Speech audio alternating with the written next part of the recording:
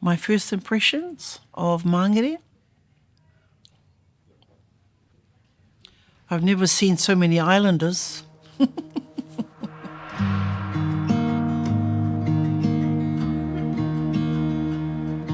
So I come from a tribe called Ngāti Hine in the far north, in the Bay of Islands.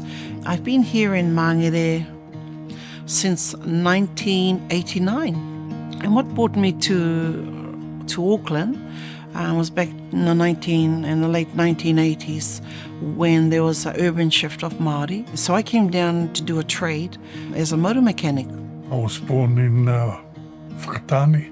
What brought me into Auckland was through the Māori trade training course at AUT in Auckland. I used to live with my grandmother, and my grandmother felt that I was getting a bit too old and too clever, too bold, so she sent me here to her favourite daughter to look after.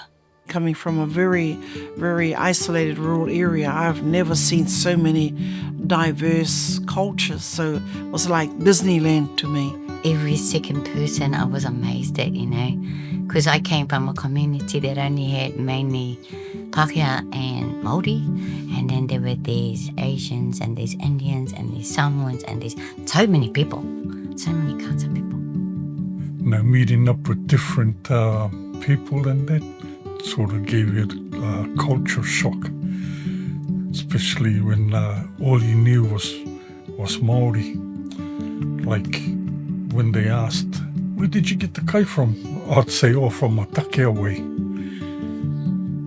And this is a what? A Takeaway. It wasn't until afterwards I found out that it's a takeaway, not a takeaway.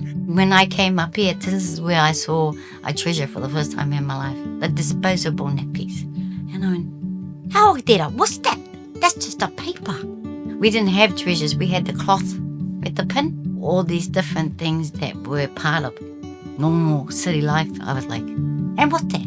So it was the different things that I came up against compared to the country, to the rural area I was brought up in. When I first landed was in Wellington, and I lived in Wellington about 7 years. And then I met Peter and joined him in that life in Mangere Bridge. I arrived in Wellington and I knew I'm going to size out which place I want to go from there on. And I decided to come to Auckland, bigger city. เมื่อปี1980ค่อยหนีภัยอพยพจากเมืองลาวประเทศลาวมาอยู่เมืองไทยแล้วก็มาขึ้นเครื่องบินมาสู่ประเทศนิวซีแลนด์ในปี1983พร้อมฮอดนิวซีแลนด์แล้วแปลว่า6อาทิตย์เขาได้อยู่ศูนย์แมงกรีเขาเอิ้นศูนย์ Refugee Camp แล้วจาก6อาทิตย์นั้นย้ายออกไปอยู่โอตาฮู1985จึงได้มาซื้อเฮือนอยู่แมงกรี I was born in Atsu, the Cook Islands, before I came to Māngere. The news arrived, says go to New Zealand. There's a lot of money in New Zealand, Auckland. That was the news that came to Rarotonga. I decided to making tea for the bed. There were 4 people that started this group at my house. 3 of them, they were laughing. They said, that's funny. It's not going to happen. And I said, it will happen if you bring your friends. 3 weeks later, we ended up with 12 people. We've been together for 13 years. But there were 2 members from our group who have passed away. But they are old age. I don't tell them, but it's all right because they're gone. Nai wha ere iau I while toa wawa o tonga tapu. Pea o hau ai he tahi wawa noa ki New Zealand. O nofo ai peheni. Hau I nofo I he spra. Mahina tolu pau hiki mai ai piki menguri. Mangere. I was born in Wanganui. We travelled in 1973 and had this house built in Māngere in 1974. The area was quiet and it was bare. The Reed family and the Roundtree family built on either side of us. And so it was, to start off in this whole area, it was just the 3 of us. and then the other houses came not long after that. I'm the eldest of 6, so we had to make sure that those milk bottles were put out smartly every night with the coins in them. Otherwise, when it came to breakfast in the morning, you had to eat your cereal dry. Koe whanki I hina ho akawi hin ai whanki I hina na e riki ai se ni te wanoa. Ave pia tuku he vehala Mary Pox o tuku pe ai ki ha o pe koe truck pick up e fi aho ki he aho. There was also at the same time bread deliveries. I think we ordered like 3-4 loaves of bread and my brothers would eat them in one go. Dunking bread into cordial, that was their thing after school. When I first moved to Ōtāhuhu, there was some adjustment needed compared to back home. I had to know about the place well, and like the streets, the shops, and then I came to know that there are a lot of Indian grocery shops, and it was not that hard because the people were friendly and very helpful. I was born at Samoa. I came to New Zealand when I was 19 years old and lived with my auntie at Graylin, and then I moved to Ponsonby and then Avondale until I got married. I moved to Mangere, and then we had our son. We moved to Ōtāhuhu. It was so beautiful. I loved there. When we first moved there, it's a bit hard because it's only my husband working. You know, those days, low rate. Pahanga pe e fa 50 ai reiti ko he taimi koia. Ko tau hi whanau na I kai ke whaingo fua. Aloa o sif aho kai sif po uli a pila. Pate I hau ko e au o si aloa pila. O pakui hen kat katoa kaure ka moho kuki. Pakoku alu ko hengi teki ha pila. A ngā he lunch he whanau. So nothing came easy for me. What I've got, I worked very hard for it. I did a lot of work for it. My hourly rate those days was $1.80 an hour. A full-time job over here in Hunger Drive. I worked a night-time job at the Tip Top Bakery from 7 o'clock until 1 o'clock at night in the morning. And on the weekends, I worked in the carpet factory doing maintenance on the machines. So I worked 3 jobs just to be able to manage. And I had a young family. We moved into the house, we had no furniture. It was very difficult the first few years, yeah. But I managed. I just stuck by it and kept on going and it got easier by it over the time, yeah. Pa mangau e whaatoloa, nei kai ke mawhiu, mo e lotu peke e kike tokonina. Pea koe e taimini, ma sio ke e tāpuaki, mate oku marika ku. Sio e tāpuaki, whafou me he eiki, wha inasi aki e whanau.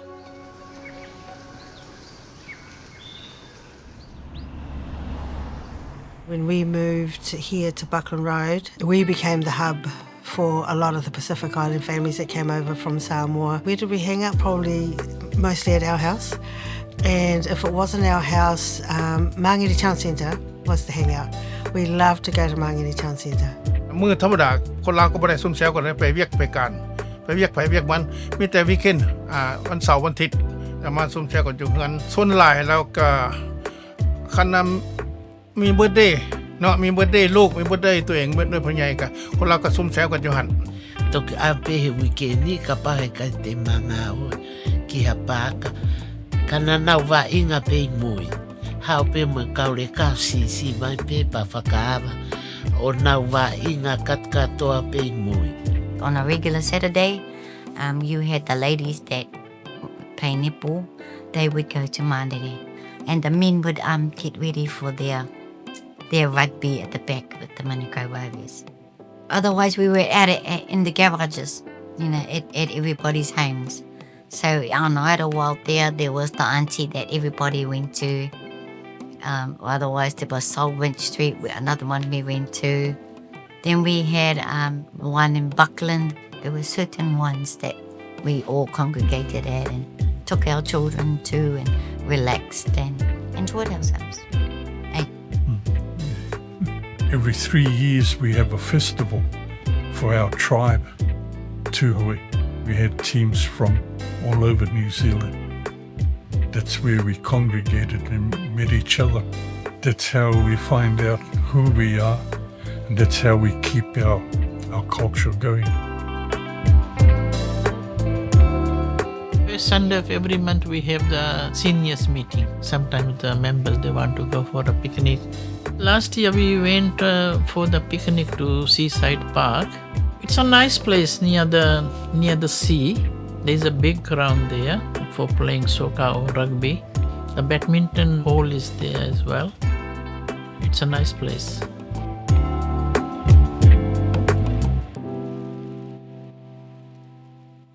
The community had made who I am today by helping me carry on with my group, with my mamas, because I was in hospital for 1 whole year when I had amputation to my leg. But my mamas don't leave me alone. Like they're there, they always help. That gave me the strength to carry on. And I wanted to make my mamas proud of me. I keep my culture alive by going to the Chinese community, so singing our songs, and also we're doing our activity like Tai Chi, is a path from China. We share a lot of things when I go there. The community that supported me the most was the Chinese club, because we are a lot of people together, similar ages, similar interests. We're all getting old and we're not able to run around anymore like in the olden days. So we do things together which was suited our ages and our conditions and so on, yeah. They call me a white Chinese and they're like me. Pia ko I pe whanau I lea whakatonga. Nau lau konga whakatonga. Toi o hake pe whanga mokopuna. Koi mea pe ia na umanako au I aki ai. Pia ko puke puke ai pe au e anga whakatonga. O a umai ke taimin. Ka taimi koko whahanga ue. O mai kaure ka whewhine tangata. Ta utu ke tui mea whakatonga. O ko whahino hino pe ka nau tolo. Koe ngā abu e koko whai whahino hino pe ka nau tolo. พวกคนลาวโดยเฉพาะคนเองมักจะนับถือประเพณีธรรมเนียมเป็นของสำคัญที่สุดในประเทศนิวซีแลนด์ก็เพราะว่าเรื่องMāngere-Ōtāhuhuศาสนาพุทธก็เป็นศาสนาน้อยอันหนึ่งของในนิวซีแลนด์มีเชิดคริสเตียนหลายกว่า There's a few churches around. I suppose as the community gets bigger, then they search for more buildings to use to worship it. So I guess that's why there's a lot more. There's definitely a lot more churches. ข่อยมาทีแรกว่าบ่มีพระบ่มีวัดโอ้นำสปอนเซอร์ข่อยอยากเอาพระสงฆ์มาข่อยเอาพระท่านมาศาสนาข่อยมาจะซอยเขาได้บ่ได้ซั่น1986ข่อยจึงได้พระมาพระสงฆ์ครูบามานิวซีแลนด์ชาวบ้านเป็นวัดอยู่Māngereนี่2-3 ปี1989ข่อยจึงได้ซื้อวัดอยู่เต้าหู้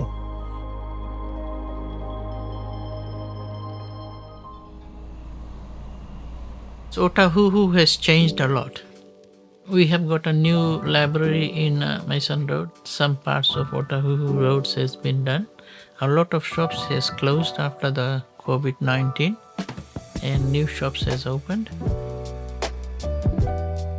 I remember Teka and King Kong neighbor, the next door neighbors, they do nice shops in the old days.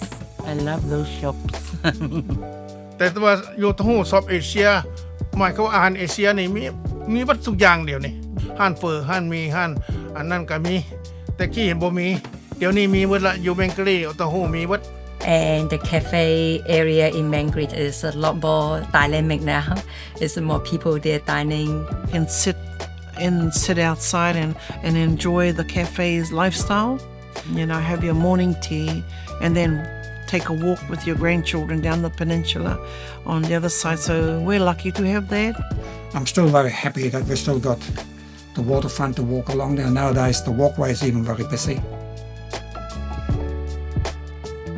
Where I was brought up, you could walk from here around the town within 2 hours. Here, you have to catch the bus.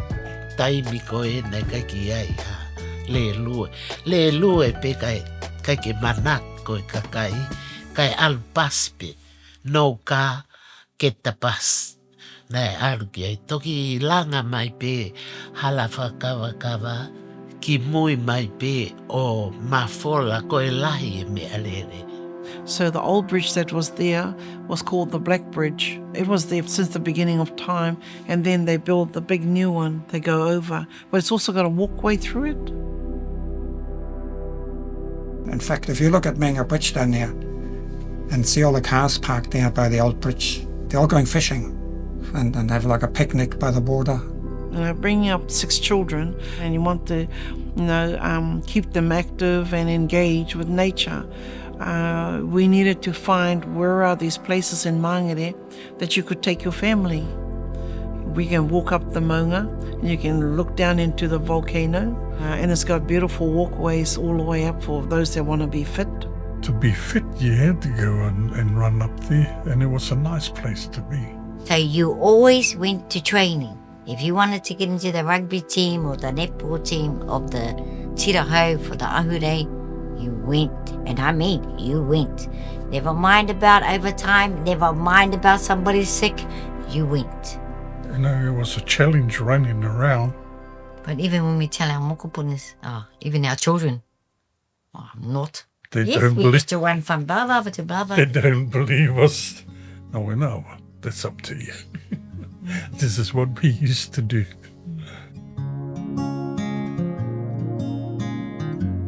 You'd go along the road here, Beta Drive. It was all just homes. Now you got high-rise. They weren't there last week. Oh, next minute, there they are. So gone are the days of the quarter-acre housing to now having 12 houses where there used to be one house. People come in, they buy a property and you think someone's going to live there, and next thing, the house disappears. They pull it down and then put, even a section like mine, they put maybe 4 apartments in it. I think it probably takes away that small country living with so many people start to get here and then so many cars.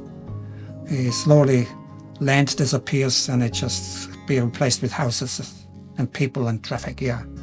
If we don't create spaces like Papatūānuku where you allow your children just to run free and enjoy nature, then it's going to be so hard for the next generation, especially those of our families that live in duplex where there's no green space on their backyard. They don't have a backyard and they don't even have space for a washing machine. And so there are more laundromats here in Māngere than I've ever seen before. So it has changed over time and it'll keep on changing. And so what we have to do is to keep teaching our children and our next generation the importance of looking after Mother Earth.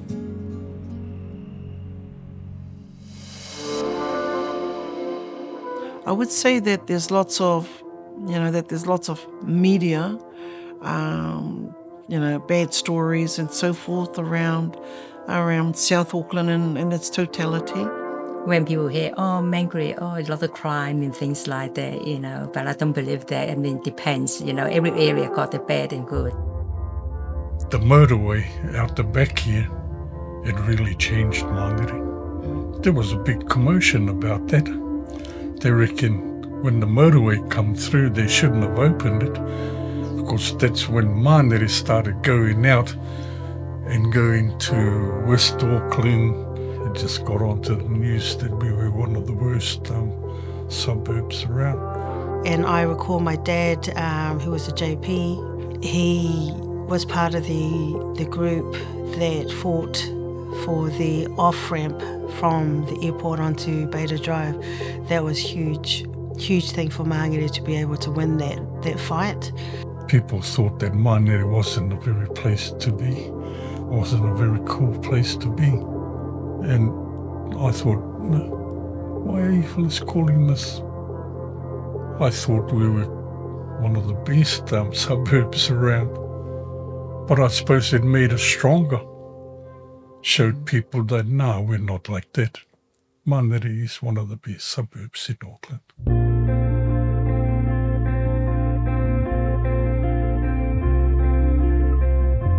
There was a lot of negative publicity back in those days.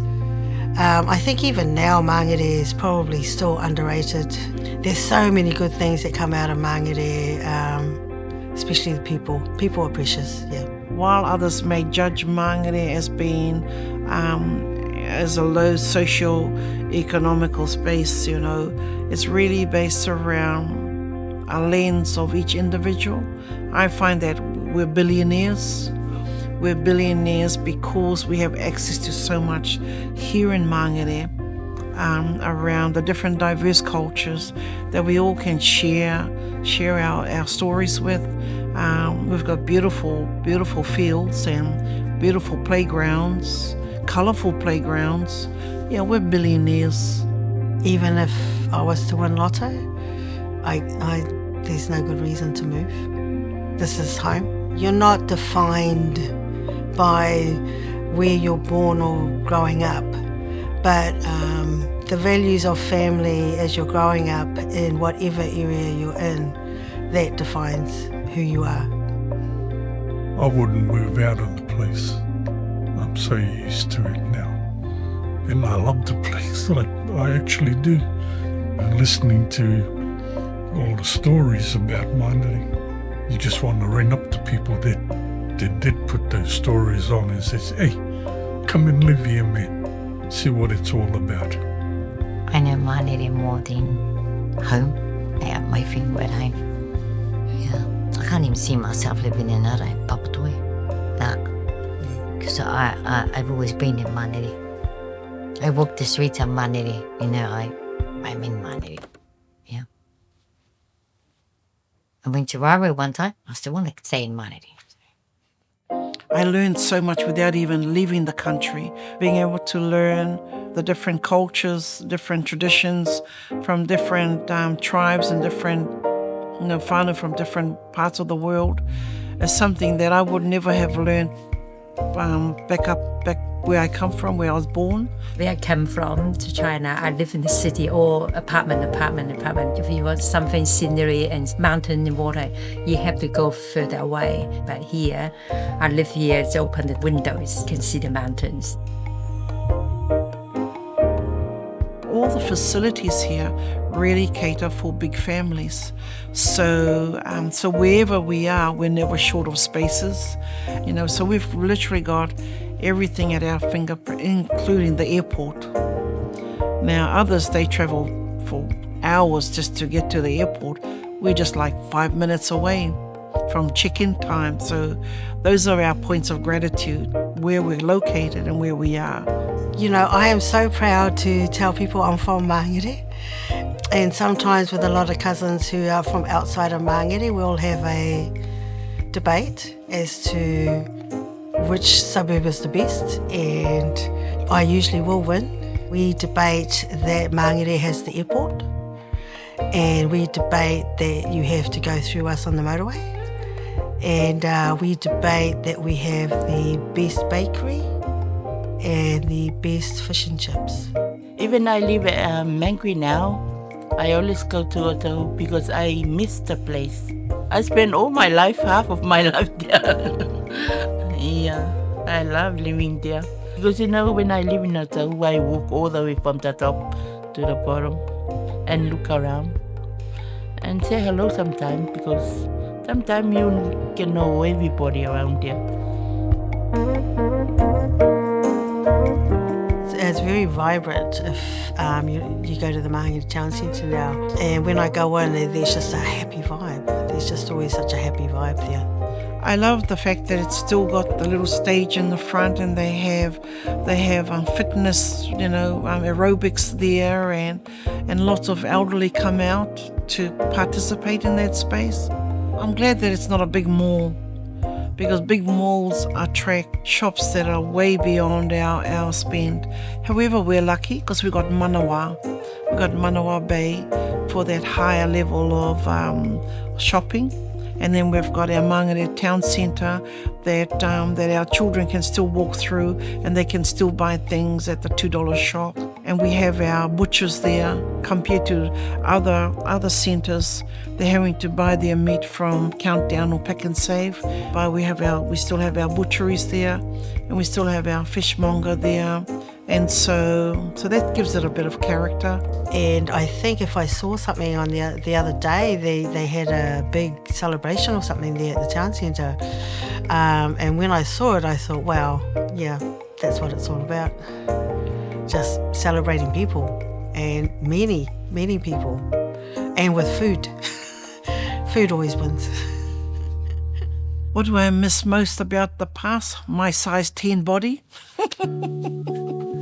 Because, yes, my little skinny body, well, yes, so that's the contribution from the community in Māngere. There's such an abundance of food that you just want to try everything.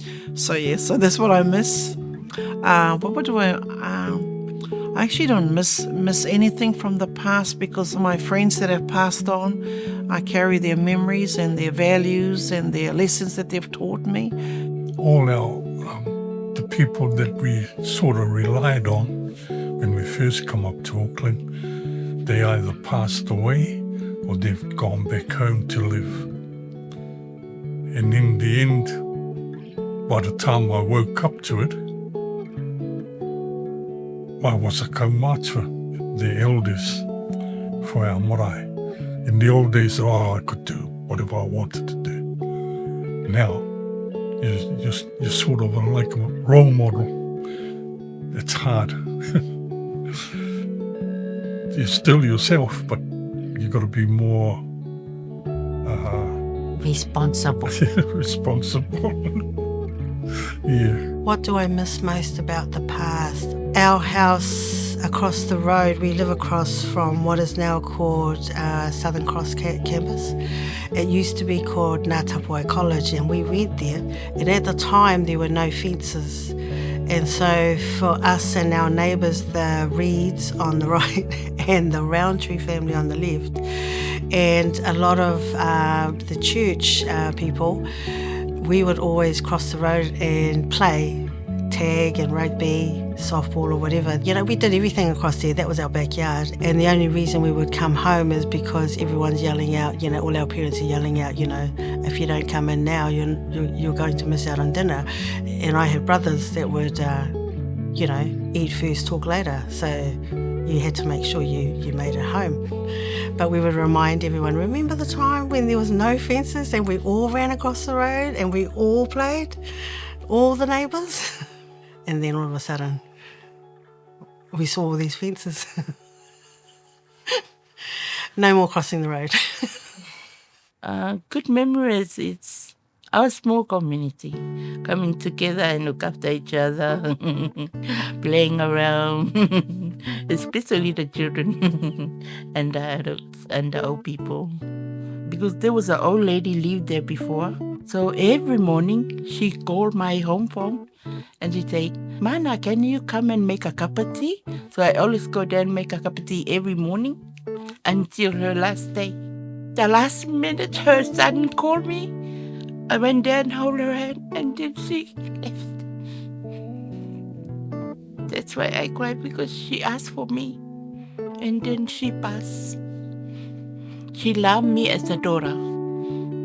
Koko manat kia I ko nau osi pehe aro ngaue kau nofo pe moia te mao ke saupingi mo e ma alu toko ua alu ki he loto foki mi he loto pea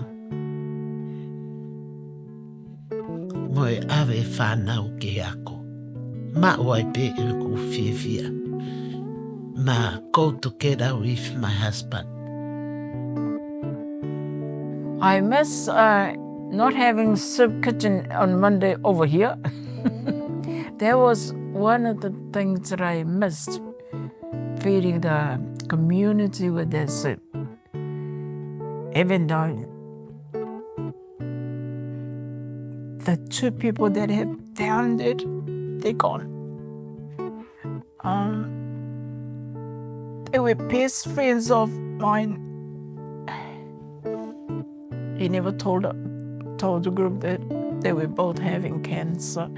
When I was told about the news, and I actually got angry with them first, but then what can I do? But these people are my best friend. I call them like they're my mom and dad. But every time when they're nearing September, that's when the Sith was found here. I always remember them.